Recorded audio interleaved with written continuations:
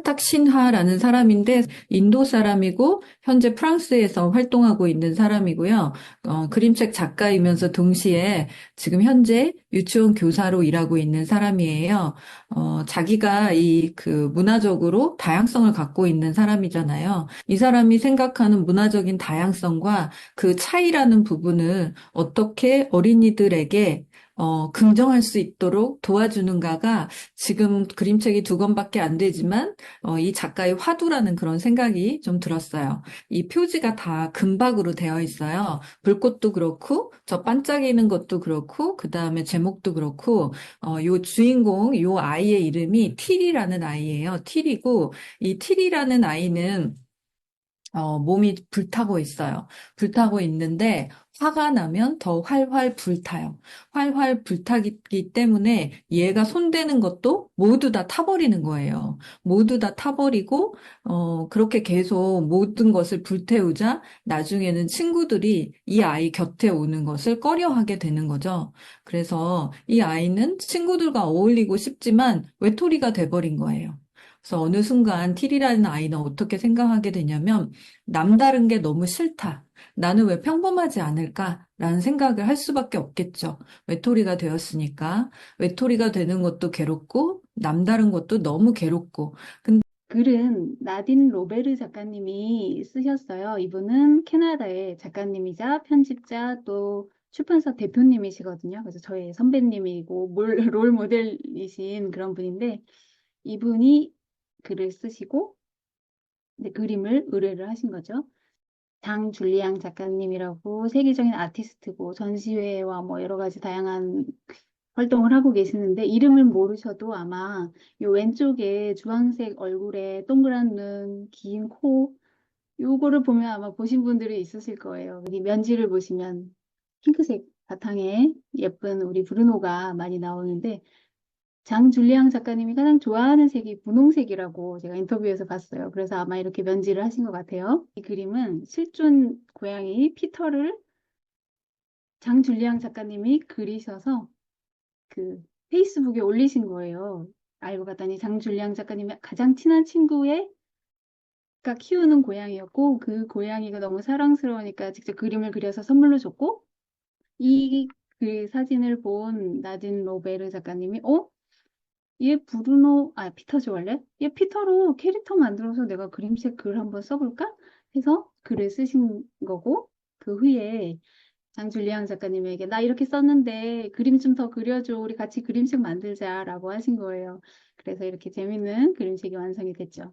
너무 사실적인 막 사진들이 들어가면 애들이 거부감을 느낄 수가 있는데 일러스트레이션 미미퍼널 작가님 너무 예쁘게 그려주셨고요. 너무 웃긴 사이트를 발견을 했어요. 이 사이트는 진짜 있는 사이트입니다. The Earthworm Society Britain. 굳이 번역을 해보자면 영국 지렁이 협회고요. 이 사이트가 있습니다. 예. 이게 무슨, 패러디 그런 게 아니라 진짜 존재하는 거고, Join Us Now 해가지고, 회원가입할 수 있고, 후원할 수 있고, 예. 저도 막 관심 있어가지고, 예, 좀 찾아봤었어요. 왜냐하면 영국에 있는 지렁이 종류와 대한민국에 있는 지렁이 종류가 아예 다르기 때문입니다. 네. 땅을 파는 지렁이의 종류가 굉장히 다양합니다. 3,000종이 넘는다고 하고요. 좀 자세히 보여드릴게요. 주로 세로로, 네, 수직으로 들어가는 애들이 있어요. 네, 수직으로 들어가는 애들이 있고, 두 번째는 터널을 파지 않고 흙 표면에만 안 들어가는 거예요. 그 위에서만 그냥 꼼지락꼼지락 하는 친구들이 있고요. 세 번째는 분변토, 똥입니다. 똥을 싸가지고 구멍을 막는 애들이 있습니다. 네, 세 번째는 여기 보이세요? 요거. 여기 약간 군데군데 까맣게 좀 싸놓은 거 있죠? 이걸 또 막는 애가 있어요. 굳이. 종류가 다른 거예요. 지렁이 똥을 지렁이 분변토라고도 말을 합니다. 이겁니다. 천연 비료로 사용을 합니다. 근데 보니까 예뻐요. 얼마나 흙을 비옥하게 만들어줄까? 처음에는 우리가 이 사람이 좋으면 아주 작은 사소한 것이 이제 맞아도 어머머 이렇게 나랑 잘 맞아 이렇게 생각하는 것 같아요. 그렇죠? 한국 사람 치고 뭐 떡볶이 안 좋아하는 사람 거의 없는데 이거 맞는 게 뭐 나의 천생연분인 마냥 너무 반갑고 너무 좋고 그러면서 우리가 그쵸 또 처음에 좋으면 맞춰주기도 하고 그렇게 공통점을 찾으면서 친근감을 느끼고요. 상대방에게 매료가 된단 말이죠.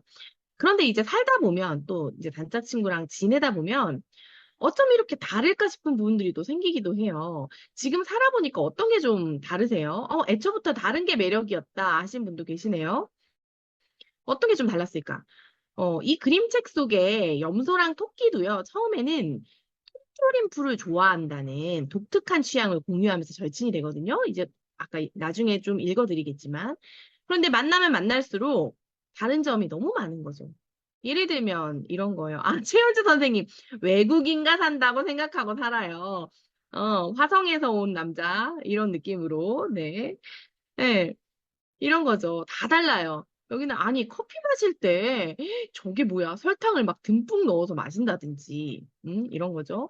그리고 나중에 이제 보시면 알겠지만 식사 준비 다 해줬는데도 왜 먹질 못하니 이런 것도 나오고요. 네.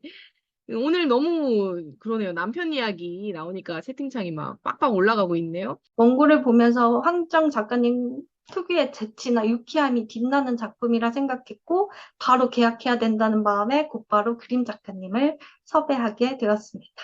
글과 그림의 이 조합을 맞춘 일이 정말 정말 쉽지 않지만 두 분의 케미가 딱 맞아 떨어질 때 편집자로서 느끼는 보람이 정말 크고 이로 말할 수 없을 정도입니다. 조보람 작가님은 우연히 제가 인스타그램을 통해서 알게 되었는데 채색 없이 연필 선만으로도 생동감 넘치는 모습들을 표현해내는 게 무척 인상적이었어요. 그래서 무엇이든 던져드립니다를 천천히 살필수록 머릿속에 자꾸 조보람 작가님의 그림들이 떠올랐는데 그림 특유의 분위기가 사실 채색 없이 연필선이 도드라질 때 그 매력이 더 살아난다고 생각을 했어서 지금 보시는 이 그림처럼 사실은 채색 없이 그림을 마무리할지 아니면 원고의 발랄한 느낌을 살리면서 채색을 넣을지 작가님과 함께 고민했었습니다.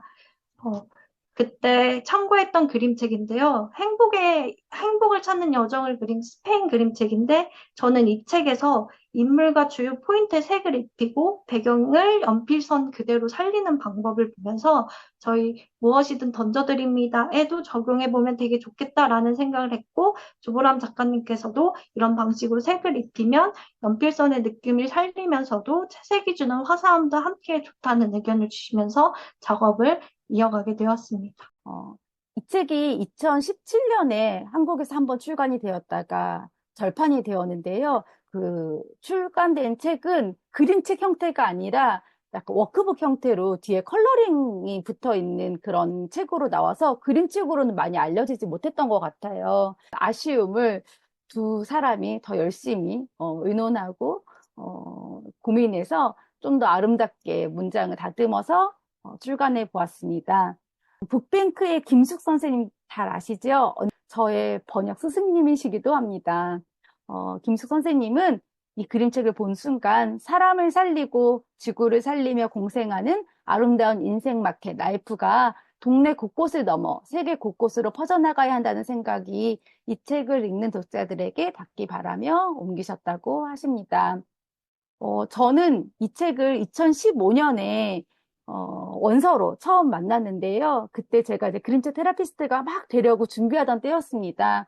제가 이 라이프라는 그림책을 만난 순간 제가 여는 그림책으로 하는 모든 일이 이런 라이프 같은 공간이었으면 좋겠다는 생각을 하면서 네, 첫사랑에 빠진 그림책이기도 했습니다.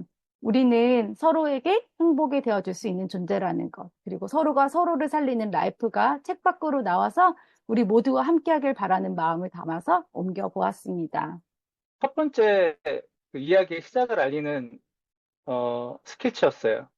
여기서는 꼬마 애들 3명이서 줄넘기를 하고 있고 또 룰을 설명하는 간단한 이야기였는데 그리고 이게 두 번째 조금 발전된 페이지였는데요. 여기서는 사람 대신에 늑대가 바로 나오죠. 그리고 이 늑대가 노래를 하면서 다른 친구들 몰래 닭을 잡아먹고 토끼를 잡아먹습니다. 이 컷은 조금 더 발전된 상태였는데요. 또 아직 그 제목도 줄넘기라고 해서 아직 그러하라는 제목이 아니죠. 늑대가 이런 말을 하죠. 누구 하나 성공하면 모두 다 산다고 그런 말을 합니다. 그래서 어떻게 생각해 보면 늑대가 조금은 숨은 의도로 게임을 진행을 했지만 결국 늑대 때문에 모두가 살게 된 게 아닌가?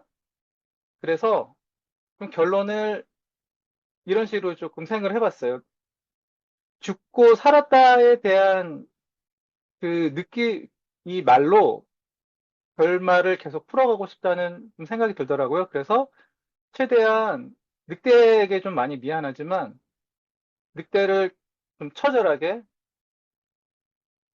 조금 가엽게 이런 식으로 조금 표현하지 않을까 하면 좋지 않을까라는 생각으로 계속 그쪽 방향으로 발전시켰던 것 같습니다. 어느 날 모든 동물이 어, 어른으로 바뀌어요. 그래서 뉴스에서도 갑자기 앵커가 기린이 돼버리고 막 사라지니까 고양이들이 뉴스를 급하게 전하면서 이제 아이들은 모든 동물들이 돌보게 됐다.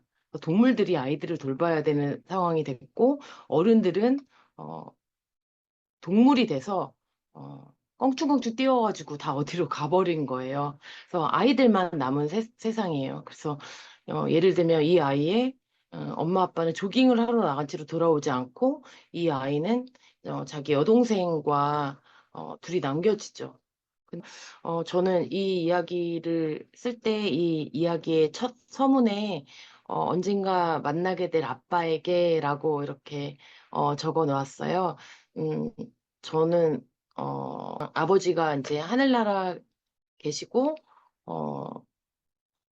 또 아버지가 아프셨었는데 제가 항상 그래서인지 사춘기에 제 모든 정서가 좀 몰려 있어요.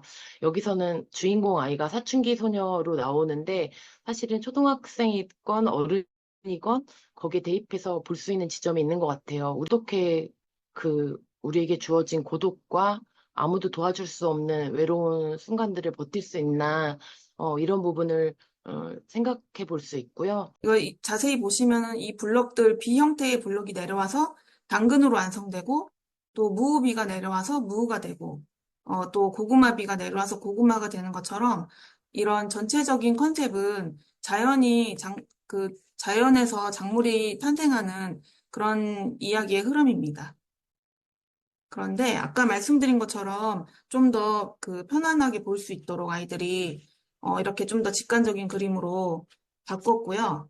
좀 유연함을 발휘해서 아까랑 정말 많이 다른 스타일인데 이렇게 스케치를 전체적으로 다 바꿨고 보시면은 이렇게 채소가 자라는 걸 그리다 보니까 땅이 당연하게 그렸었는데 채색을 하는 도중에 이런 식으로 그려보니까 채색을 할 때, 제일 중요한 채소가 눈에 좀 안 들어오는, 조금 텁텁한 분위기와 이런 것들을 좀 바꾸려고 여러 장을 그려보다가, 이제 완성에서는 이런 식으로, 제일 중요한 부분, 제가 보여드리려고 했던 비와 사람과 강아지와 채소가 제일 눈에 시원하게 보일 수 있게 좀 땅을 생략하고 필요한 색들로만 채소가 좀 잘 보일 수 있게 그림을 그려서 완성을 했습니다. 제가 예전에 마당에 있는 집에서 살았던 적이 있어요. 근데 그때 이제 직접 키웠던 채소를 찍어뒀던 사진인데 나랑 만나 그래서 주인공이 아가 멋진 소리를 가진 짝을 찾는 이야기예요. 타타타타 헬리콥터 타고 트가 나타나 다보다 타가 더 세. 타 같이 타고 만들자. 그러는데 느드 트는 그러니까 제가 캐릭터를 만들 때 훈민정음에 나오는 그런 오행의 색을 쓰기도 했고 그 성격도 좀 닮게 하려고 비슷하게 하려고 했습니다. 그래서 느는 혀에서 나는 소리인데 느가 날름날름 막 날아다니는 불과 같다고 해서 오행 중에서 불이에요. 그래서 이거 빨간색으로 했고 얘는 굉장히 역동적인 캐릭터로 만들었습니다. 그리고 마을로 달아나자 넘어져 무와 만났네. 몸도 마음도 반듯한 무와 함께 만들어 볼까? 그랬는데 이 무브프는 입술에서 나는 소리라서 입술에서 나는 소리인데 마당이라던가 마음, 몸 이런 것처럼 뭔가를 모든 것을 이렇게 담고 품는 그런 성질을 가지고 있어요. 그래서 오행 중에서도 흙이거든요. 그래서 노란색을 사용했고 이렇게 좀 이렇게 품다 보니까 이렇게 가두기도 하죠. 마녀 봐도 다 재밌어 보여서 그만 갇혀버렸다. 이렇게 가두는 성질도 있습니다. 사과는 한 개의 열매였지만 세 개의 놓인 순간, 세상에 놓인 순간 인류를 바꾼 모티브가 되었습니다. 그렇다면 저희 책 빨간 사과가 먹고 싶다면에서 빨간 사과는 무엇을 상징할까요? 물론 그것은 독자님들의 몫이지만 제가 처음 이 이야기의 씨앗을 품었을 때 빨간 사과는 내 삶의 의미, 열매, 아니면 내가 진정 바라는 나의 꿈, 소망, 성취와 같은 것이었습니다. 짠! 이게 누굴까요? 바로 접니다. 어린 시절 저는 주변을 무척 잘 챙기는 아이였는데요. 할머니는 저에게 칭찬을 어떻게 하셨냐면 전혀는 똥도 버릴 게 없다면서 칭찬을 하시곤 했어요. 네, 그렇게 어른이 되고 40대가 되고 보니 어느 날 내 손 위에 있는 것은 하나도 없는 것 같은 느낌? 남만 챙기다가 제대로 된 열매는 하나도 맺지 못한 것 같아서 제 삶이 약간 후회스럽고 한심하게 느껴진 순간이 있었습니다. 그래서 이제 나만 보고 살 거야. 나를 위해 살 거야. 라고 각오했지만 내가 아닌 모습으로 사는 게 오히려 더 힘들더라고요.